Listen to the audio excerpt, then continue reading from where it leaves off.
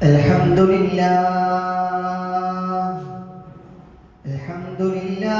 Rabbil Alamin wal aqibatu lil muttaqin. Assalatu wassalamu ala ashrafil mursalin wa ala alihi wa sahbihi ajma'in. Amma ba'd. Fa'udhu billahi minash shaitanir rajim. Bismillahirrahmanirrahim. Kanu yatanahawna 'an munkarin fa'aluhu labisa ma kanu yaf'alun. Subhanallah. ആദരണീയനായ അധ്യക്ഷൻ, ഉസ്താദുമാരെ, മുതഅല്ലിം സുഹൃത്തുക്കളെ, വിനീതനാണ് ആഗതനായത് ലിബറലിസത്തെക്കുറിച്ച് ഒരു ചെറുപ്രസംഗം അവതരിപ്പിക്കുന്നതിന് വേണ്ടിയാണ്. അത് നല്ലതുപോലെ പറയുവാനും അത് കേട്ട് നല്ലത് മനസ്സിലാക്കാനും റബ്ബ് തൗഫീഖ് നൽകി ഗ്രഹിക്കുമാറാകട്ടെ. ബഹുമാന്യരെ, മുത്തലാഖും ഇസ്ലാമോഫോബിയയും ലൗജിഹാദും കടന്ന് ലിബറലിസത്തിന്റെ ആഴച്ചുഴിയിലേക്കാണ് ഇന്ന് മനുഷ്യരുടെ കടന്നുപോക്ക്.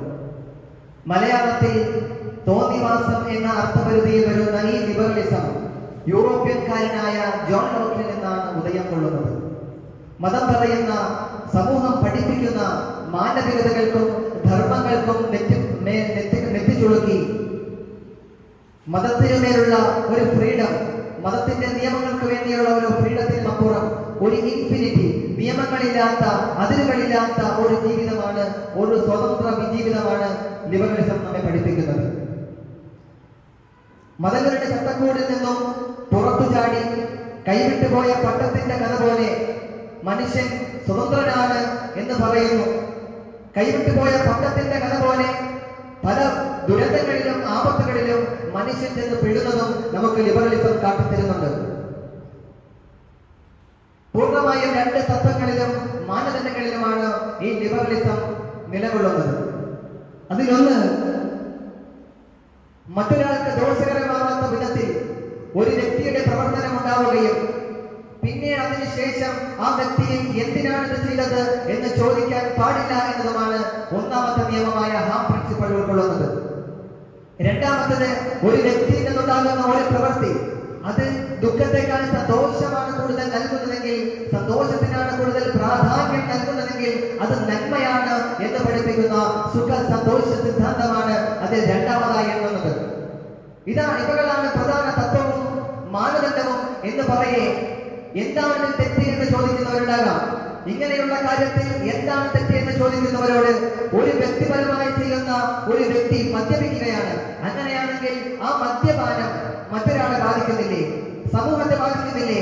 എത്രയെത്ര റോഡ് ആക്സിഡന്റുകളാണ് ഈ മദ്യപാനത്തിലൂടെ ഉണ്ടാകുന്നത്. അവന്റെ ഭാര്യയും മക്കളും, എന്തിനുപരി നാട്ടുകാരും അയൽവാസികൾ പോലും അവന്റെ മദ്യപാനത്തിന് വേണ്ടിയുള്ള ഭവിഷ്യത്ത് അവർ അനുഭവിക്കുന്നുണ്ട് എന്നത് യാഥാർത്ഥ്യമാണ്. ഇനി രണ്ടാമത്തെ സിദ്ധാന്തമായ സുഖസന്തോഷ സിദ്ധാന്തം പരിശോധിക്കുമ്പോൾ നമുക്ക് മനസ്സിലാകുന്ന കാര്യം, ഒരു പെൺകുട്ടിയെ 10 പേർ അല്ലെങ്കിൽ അതിൽ കൂടുതൽ പേർ ചേർന്ന് പീഡിപ്പിക്കപ്പെടുന്നു, ബലാത്സംഗം ചെയ്യപ്പെടുന്നു. അങ്ങനെയാണെങ്കിൽ ആ ഒരു പെൺകുട്ടിയുടെ ദുഃഖത്തിനും അപ്പുറം, വേദനയ്ക്കും അപ്പുറം ആ 10 പേരുടെ സുഖം അവിടെ പ്രാധാന്യം അർഹിക്കുന്നുണ്ടെങ്കിൽ അത് നന്മയാണ് എന്ന് പഠിപ്പിക്കുന്ന ലിബറലിസം തെറ്റേത് ശരിയേത് എന്ന് മനുഷ്യനെ പഠിപ്പിക്കുന്നുണ്ടോ എന്ന് നാം ആലോചിക്കേണ്ടതുണ്ട്. എന്റെ പ്രിയപ്പെട്ടവരെ, ഈ ലിബറലിസം യൂറോപ്പിലാണ് നിലകൊള്ളുന്നത്, യൂറോപ്പിലാണ് ഉത്ഭവിക്കപ്പെട്ടത് എന്ന് പറയുമ്പോൾ എന്ത് കാരണം കൊണ്ടാണ് യൂറോപ്പിൽ ഈ ലിബറലിസം ഉദിക്കപ്പെട്ടത് എന്ന് നാം ആലോചിക്കേണ്ടതുണ്ട്. മതദർശനങ്ങളുടെയും മതസാങ്കേതിക വിദ്യകളുടെയും നോക്കുകുത്തിയായിരിക്കെ മതപൗരോഹിത്യന്മാരുടെയും പൗരോഹിത്യവും മാർപ്പാപ്പമാരുടെയും ദർശനങ്ങൾ, മതദർശനങ്ങൾക്കുമേൽ അതിരുകൾ കടന്ന യൂറോപ്യൻ സാമ്രാജ്യത്തിലാണ് ഈ ലിബറലിസം കടന്നു വരുന്നത്. എന്റെ പ്രിയമുള്ളവരെ, നാം മനസ്സിലാക്കേണ്ട ഒരു കാര്യമുണ്ട്. എങ്ങനെയാണ് ഈ ലിബറലിസം നമ്മെ വ്യാപിച്ചിരിക്കുന്നത്? എങ്ങനെയാണ് ഈ ലിബറലിസം നമ്മെ കാമുന്നത്? ഇന്ന് എങ്ങനെയാണ് ഈ ലിബറലിസത്തിന്റെ ഭവിഷ്യത്ത് എന്ന് നാം മനസ്സിലാക്കേണ്ടതുണ്ട്. ഇന്ന് കലാലയ മുറ്റങ്ങളിലും കോളേജിന്റെ വരാന്തകളിലും നാം പരിശോധിച്ച് നോക്കുമ്പോൾ പണ്ട് നീല നിറവർണ്ണങ്ങൾ ചാർത്തി മതിലുകളിലും റോഡുകളിലും മറ്റുമൊക്കെയായി നവാഗതർക്ക് സ്വാഗതം എന്ന് പതിപ്പിച്ചിരുന്ന സ്ഥാനത്ത് ഇന്ന് പ്രൊഡക്ഷൻ ഓഫ് ഡോഗിന്റെയും മറ്റും ചിത്രങ്ങൾ പ്രദർശിപ്പിച്ചിട്ട് നോക്കണ്ടടാ ഉണ്ണി, ഇത് നീയും ഞാനും ഉണ്ടായത് ഇങ്ങനെയാണ് എന്ന് പറയുന്ന ഒരു അരാജകത്വത്തിന്റെ നാട്ടിലേക്ക് യുവാക്കളെ പോലും അതിൽ കടത്തുന്നു എന്നതാണ് ലിബറലിസം. നാം പരിശോധിച്ച് നോക്കുമ്പോൾ കഴിഞ്ഞ വർഷങ്ങളിലെ ആത്മഹത്യകളുടെ കണക്ക് വിവരങ്ങൾ പരിശോധിച്ച് നോക്കുമ്പോൾ 60% വിദ്യാർത്ഥിനികളാണ്. ഈ 60% വിദ്യാർത്ഥിനികളിലും 80% വിദ്യാർത്ഥിനികളും ഗർഭിണികളായിരുന്നുവെങ്കിൽ കോളേജുകളിലും കലാലയങ്ങളിലും വിദ്യാലയ തിരുമുറ്റങ്ങളിലും പ്രചരിപ്പിക്കുന്ന ഈ ബെസ്റ്റി എന്ന സമ്പ്രദായം ദുഷിച്ച സമ്പ്രദായത്തിന്റെ പേരാണ് ലിബറലിസം. ആധുനികതയും ജെൻഡർ ഈക്വാലിറ്റിയും ധാരധാരയായി പഠിപ്പിക്കുന്ന ഈ ആധുനികരിൽ പോലും ഒരു ഇന്റർനാഷണൽ പരിപാടി വന്നാൽ, ഒരു പ്രോഗ്രാം വന്നാൽ ഷൂസും ടൈയും ധരിച്ച പുരുഷ അവതാരകന്റെ അടുത്ത് നിൽക്കുന്ന പെണ്ണിന് അർത്ഥനഗ്നയായിരിക്കും അവൾ. ഇങ്ങനെ പ്രചരിപ്പിക്കുന്ന, ഇങ്ങനെ പഠിപ്പിക്കുന്ന കാമചിന്തയുടെ പേരാണ് ലിബറലിസം. നാം കൂട്ടി വായിക്കേണ്ടതുണ്ട്. ഇന്ന് കലാലയ മുറ്റങ്ങളുടെയും കോളേജുകളുടെയും അവസ്ഥ എന്താണ്? സ്കൂളുകളിലും കോളേജുകളെയും വിറപ്പിക്കാനുള്ള പല ഭാഗത്തിൽ ആ പദവിയിരിക്കുന്ന പ്രിൻസിപ്പലുകളെ പോലും വിദ്യാർത്ഥികൾ ആക്രമിക്കുന്നുവെങ്കിൽ ഈ ദുഷിച്ച ചിന്തയുടെ പേരാണ് ലിബറലിസം. അല്ലാഹു സുബ്ഹാനഹു വ തആല പറയുന്നുണ്ട്, ഖുർആനിലൂടെ പറയുന്ന ഒരു ആയത്തിൽ നമുക്ക് കാണാം, കാനൂ യതനാഹൂന അൻ മുൻകരിൻ ഫഅലൂ ലബിസ മാ കാനൂ യഫഅലൂൻ. അവർ ചെയ്യുന്ന പ്രവൃത്തികൾ, ദുഷ്ടചിന്തകൾ അന്യോന്യം അവർ തടയപ്പെടില്ല. അവർ തടയപ്പെടാത്തതിന് കാരണം അവരും ആ ദുഷ്ടചിന്തയിൽ തന്നെയാണ് എന്ന വസ്തുതയാണ്. എന്റെ പ്രിയമുള്ളവരെ, ഇസ്ലാം പുരോഗമനവാദികൾ ഇസ്ലാമിനെ പരിഹസിക്കുമ്പോഴും ഇത് ആധുനികതയാണ്, ലിബറലിസം ആധുനികതയാണ് എന്ന് പറയപ്പെടുമ്പോഴും നാം ചിന്തിക്കേണ്ട ഒരു കാര്യമുണ്ട്.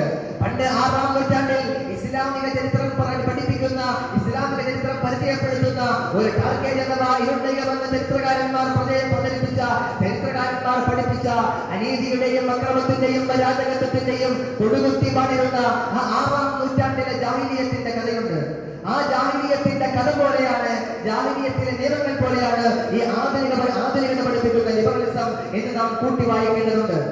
അന്ന് വ്യഭിചാരത്തിന്റെ മുമ്പിൽ നടന്നിരുന്ന മദ്യത്തിന്റെയും മയക്കുമരുന്നിന്റെയും അമരാടി പോരാടിയിരുന്ന ശത്രുവ്യൂഹമുണ്ടല്ലോ, ആ ശത്രുവ്യൂഹത്തെ അല്ലാഹു സുബ്ഹാനഹു വ തആല വലാ തഖറബു സിനാ ഇന്നഹു കാന ഫാഹിശതൻ വസാഅ സബീല എന്ന ആയത്തിറക്കി വ്യഭിചാരത്തെ അവിടെ ഹറാമാക്കിയപ്പോൾ, വ്യഭിചാരത്തെ അവിടെ തടയിട്ടപ്പോൾ അവിടെ തീർന്നു വ്യഭിചാരം. പിന്നെ സഹാബാക്കളാൽ വ്യഭിചരിച്ചിട്ടില്ല. അവസാനം വ്യഭിചരിച്ചു പോയി, നബിയേ എനിക്ക് പൊരുത്തം തരണം, നബിയേ എനിക്ക് ശിക്ഷ താമസിച്ചു തരണം നബിയേ എന്ന് പറഞ്ഞ മഹാനായ ആയിഷ റളിയല്ലാഹു അൻഹയുടെ ചരിത്രം പഠിച്ചവരാണ് നമ്മൾ. എന്നാൽ ഇന്ന് ആ വ്യഭിചാരം സ്വാഭാവിക സംഭവമായിരിക്കുകയാണ്. എവിടെ നോക്കിയാലും വ്യഭിചാരം. പത്രങ്ങളിൽ പോലും ഇപ്പോൾ അങ്ങനെ വ്യഭിചാരത്തിനെ കുറിച്ച് എഴുതാറില്ല എന്ന് നാം പരിശോധിക്കേണ്ടിയിരിക്കുന്നു. അന്നുണ്ടായിരുന്ന ഒരുപാട് ദുർഗുണങ്ങൾ, അന്നുണ്ടായിരുന്ന ഒരുപാട് വ്യഭിചാരങ്ങൾ, ഒരുപാട് ആഭിചാരങ്ങൾ അന്നുണ്ടായിരുന്നു. അന്നത്തെ നിക്കാഹ് ബദലാണ് ഇന്നത്തെ വൈഫ് ഷോപ്പിംഗ്. അന്നത്തെ നിക്കാഹ് റഹ്സാണ് ഇന്നത്തെ ഗ്യാങ് ഡാൻ എന്ന് അറിയപ്പെടുന്നത്. അന്നത്തെ ഖുർആൻ വിലക്കിയ ആഭിചാര പ്രക്രിയകളാണ് ഇന്ന് ലിവിംഗ് ടുഗദറായി പ്രചരിപ്പിക്കപ്പെടുന്നത്. എന്റെ പ്രിയമുള്ളവരെ, ഇതിൽ നിന്നെല്ലാം നമുക്ക് മനസ്സിലാകുന്നത്, നാം ഒരിക്കലും ആധുനികതയിലേക്ക്, കാലം നമ്മെ ആധുനികതയിലേക്ക് കൊണ്ടുപോകുന്നില്ല. മറിച്ച് അജ്ഞതയുടെ 6-ാം നൂറ്റാണ്ടിലേക്ക്, ഇരുണ്ടയുമെന്ന് ചരിത്രകാരന്മാർ പഠിപ്പിച്ച ജാഹിലിയത്തിന്റെ കാലഘട്ടത്തിലേക്ക് നമ്മെ പിന്നോട്ട് ഗമിക്കുകയാണ്, നമ്മെ പിന്നോട്ട് അജ്ഞത നമ്മെ വലിക്കുകയാണ് എന്ന് നാം മനസ്സിലാക്കേണ്ടതുണ്ട്. അല്ലാഹു സുബ്ഹാനഹു വ തആല കാര്യങ്ങൾ മനസ്സിലാക്കാൻ നമുക്ക് തൗഫീഖ് നൽകി അനുഗ്രഹിക്കുമാറാകട്ടെ. വആഖിറു ദഅ്വതനാ അൽഹംദുലില്ലാഹി റബ്ബിൽ ആലമീൻ. അസ്സലാമു അലൈക്കും വറഹ്മത്തുള്ളാഹി.